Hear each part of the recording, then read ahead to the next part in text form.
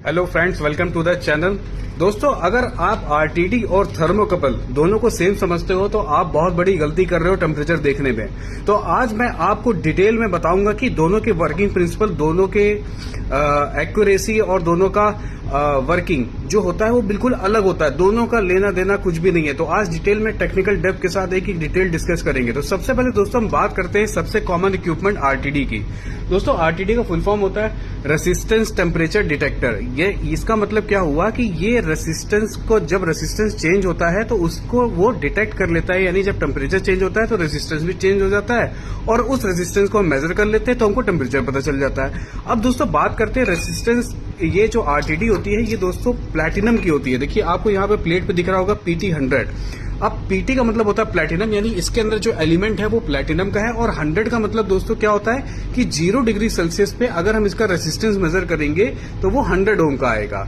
तो ये होता है PT 100 का मतलब। इसमें कभी कभी आता है PT 1000, इसका मतलब है 0 डिग्री सेल्सियस पे 1000 ओम रेसिस्टेंस आएगा।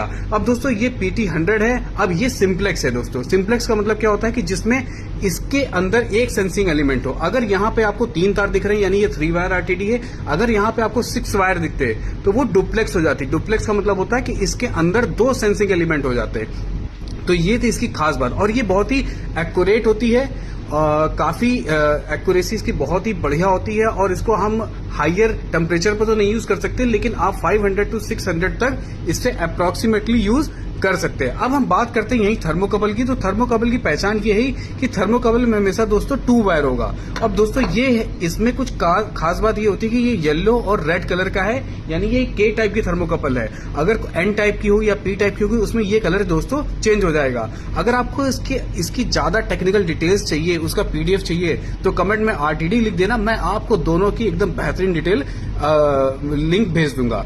अब बात करते हैं थर्मोकपल की। थर्मोकपल जो होता है वो सीबैक इफेक्ट पे काम करता है। सीबैक इफेक्ट ये कहता है कि ये जो 2 मटेरियल, जैसे ये K टाइप की है तो दोस्तों ये क्रोमल और एल्यूमल, ये 2 एलिमेंट मिलकर बनी हुई है। ये 2 एलिमेंट यहाँ पे नीचे जुड़े हुए होते हैं। तो यहाँ पे बनता है हॉट जंक्शन। हॉट जंक्शन क्यों बनता है? क्योंकि ये फील्ड पे रहेगा तो ये हॉट जंक्शन बनेगा।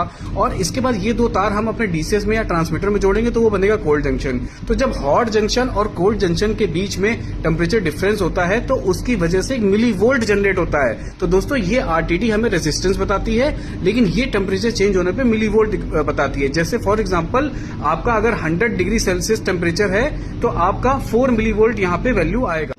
और इसको DCS में या PLC में लगाने के लिए स्पेशल टाइप का कार्ड चाहिए होता है, नहीं तो आपको ट्रांसमीटर की जरूरत पड़ेगी, क्योंकि आप डायरेक्ट मिली वोल्ट जो है वो DCS PLC से रीड नहीं करा सकते। अब ये खास बात ये है कि ये दोस्तों हाई टेम्परेचर में बहुत ज्यादा यूज होती है, यानी आप -200 से 1200 डिग्री सेल्सियस तक आपको थर्मोकपल यूज करना होगा। लेकिन आपको अगर एक्यूरेसी ज्यादा चाहिए तो आप RTD यूज करिए, लो टेम्परेचर एक्यूरेसी तो RTD यूज करिए। अगर हाई टेम्परेचर चाहिए तो आपको थर्मोकपल यूज करना पड़ेगा। इसके अलावा अगर आपको और कोई डिटेल चाहिए तो कमेंट में मुझसे जरूर पूछे, मैं आपको सारी डिटेल बताऊंगा। ये वीडियो कैसा लगे, और दोस्तों आप हमारे चैनल को फॉलो नहीं करते, वीडियो देख लेते तो फॉलो जरूर कर लीजिएगा ताकि आपको लेटेस्ट अपडेट आपको मिलती रहे।